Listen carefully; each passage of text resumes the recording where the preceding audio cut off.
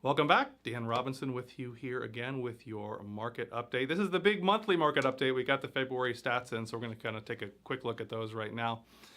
Big picture view here, kind of separated the cities out in the Mid-Peninsula by kind of price point.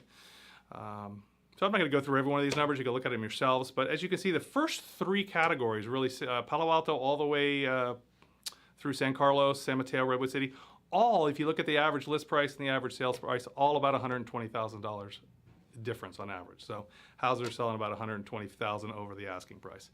Foster City and Redwood Shores on the other side of 101, a little bit different, little over 100,000, but still, going above asking.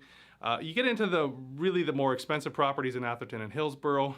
Again, above asking, not quite as much, but you have less properties here. So 6 of the 8 that sold, I think, went above asking, and 1 went, significantly under. So that really affected these numbers. And you could take a look at the days on market. Regardless of price point, houses are selling on average between 8 and 11 days after they hit the market. So it's pretty much hot up and down the peninsula and up and down the price points. So, okay, we're going to move to the next slide where we're going to just take a big picture look. We've talked the last few weeks about low inventory. I wanted to show it to you on this slide. You look at the far right. This is a 2-year graph, red being houses that are for sale. You can see the far right is February of 2017 and how low that is compared to the other Februarys or the other months of the year. You look at the graph, the line, that red line that's kind of dropping there at the end. You can see there just isn't enough supply to meet the demand. Sales are down, pendings are down, for sales are down, and the money's going up, the prices are going up because of this. It's simple supply and demand, really.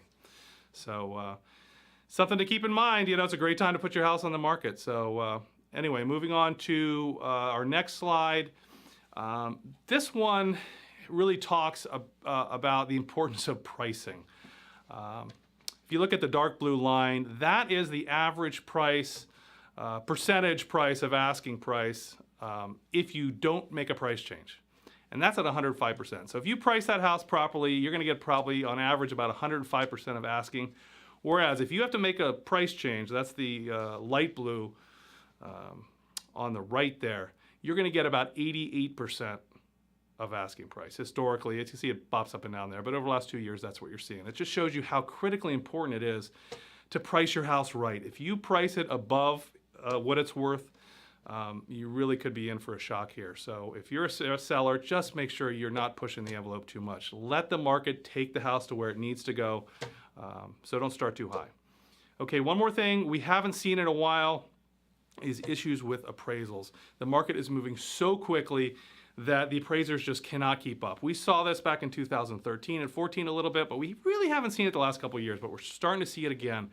Appraised value, the houses are going up by sometimes $100,000 a month, and there's just not enough good comps for the appraisers to use to get that house comped. So if you are a seller and you are looking at offers, make sure if someone's putting 20, 25% down, make sure they have some extra cash in the bank, because if that appraisal comes in $50,000 less than your house is on the market for or in contract for, that buyer's got to come up with that extra 50 grand. So it's really important that if you take someone with a low down payment, that you make sure they have extra cash in the bank.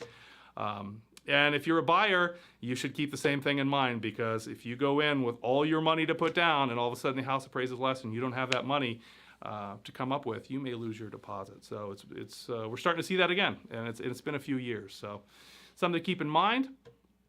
That's all I have for you right now. We'll be back next week and we'll dig down into some of those numbers in next week market status update. But thanks for watching, and as always, give me a call, send me an email, or visit me at SiliconValleyLuxuryLiving.com. Thanks for watching.